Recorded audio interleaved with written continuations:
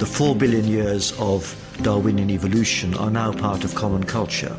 But most people nonetheless tend to think that human beings are in some sense the culmination. There's no particular reason to think that intelligence couldn't develop further. Astronomers know that our sun is less than halfway through its life. It'll be 6 billion years before the sun flares up, engulfing the inner planets, vaporizing any life that remains on Earth. But any life that remains at that time won't be humans. It'll be life at least as different from us as we are from bacteria, because there's as much time for future evolution on Earth and beyond before the sun dies as there has been to get from the simplest organisms to us. So our future in this universe can tell us something about life in other more advanced universes. So what is the future for intelligence?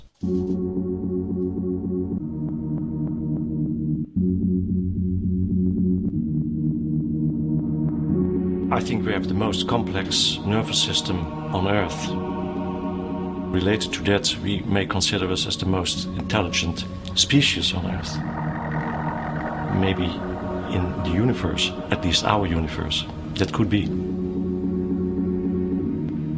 We started with a chimpanzee-like brain, and it tripled in size over a period of 3 to 3 million years. You might wonder whether there's any expansion possible. Michael Hoffman has studied the structure of our brain and asked, would a larger brain increase intelligence?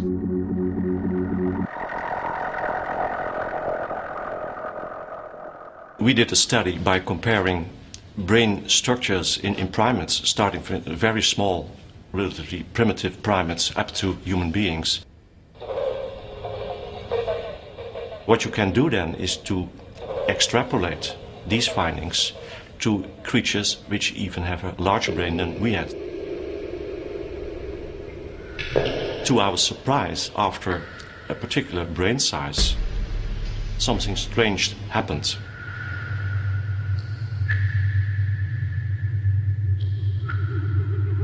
There is some maximum in intelligence, in processing power, in cognitive abilities, but beyond that point, you find a decrease in the number of structures in the brain. It will go along with a decrease in processing power and information processing, and therefore also with intelligence. It seems that as the organ of intelligence, the brain has reached its limit. If it becomes bigger, communication between the different parts of the brain slow down, and it actually becomes less efficient. So it can't hardly be better than we do it now. That's in fact the conclusion of all these calculations. We can't change the technology of our brain. In a way, we are prisoners of our ancestors million years ago, as far as the evolution of the brain is concerned. So unless nature invents a new way for organic intelligence to evolve, it seems that in this universe, intelligence has reached its potential.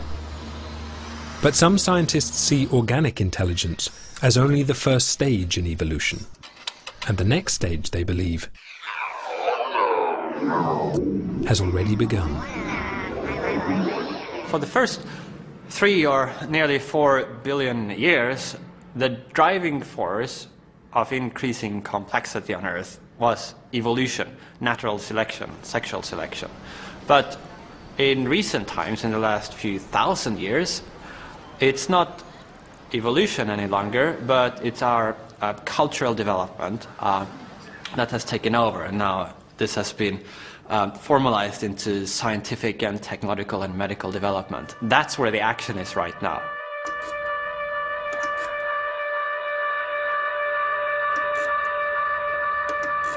If we become more intelligent, it is because we will learn to use technology or maybe medicine to enhance our own intellectual capacities. And that might happen within a matter of decades. In all these different ways, human beings will use their technical ingenuity to change and modify their own nature. That's the transhuman phase of our development, which we're just beginning to enter at the dawn of this new millennium. Technology already infiltrates almost every aspect of our lives. But philosophers like Nick Bostrom believe that technology could gradually replace our lives, and that the change will be almost imperceptible. A lot of people might choose to change to a different medium, computational hardware medium, where you wouldn't suffer aging, where your processes of thinking could be speeded up enormously, where you could transport yourself at the speed of light as information pattern, where you could make copies, backup copies of yourselves.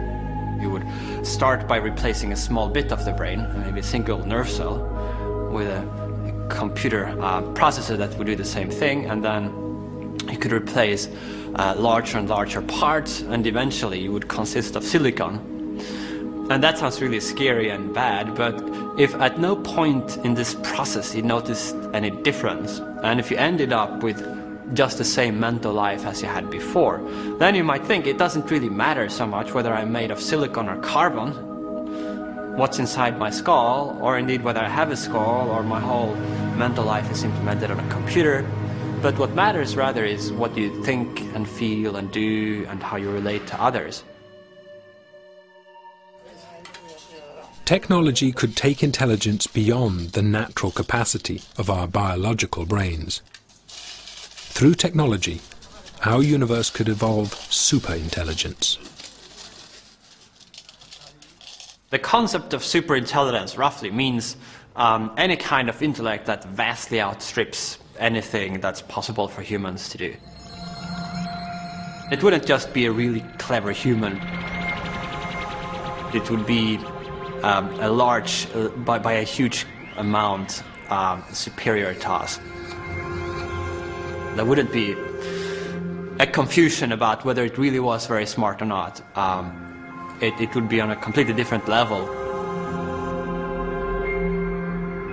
We obviously can't conceive of what a superintelligence might be able to achieve any more than a dog can appreciate quantum mechanics.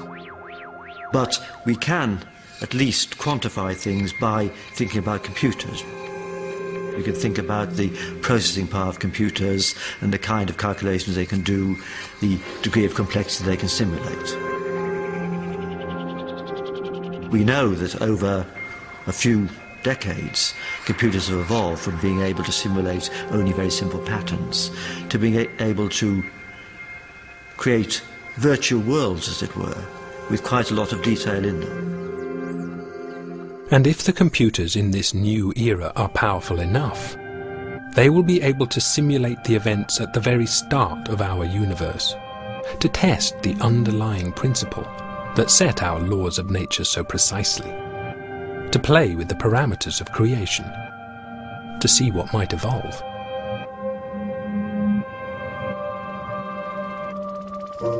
If that trend were to continue, then we can imagine computers which will be able to simulate worlds perhaps even as complicated as one we think we're living in.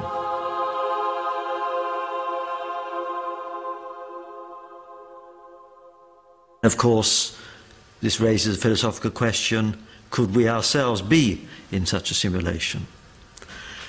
Could what we think is the universe be some sort of vault of heaven rather than a real thing? In a multiverse, there would almost certainly be beings that have evolved intelligence way beyond ours, with the power to run immensely complicated simulations. Our whole universe could be one of those simulations. So where does that leave us? In a sense, we could be ourselves the creations within this simulation, I suppose. In cutting themselves free from the possibility of our universe being the work of a creator, a god, logic has taken science back to where it started.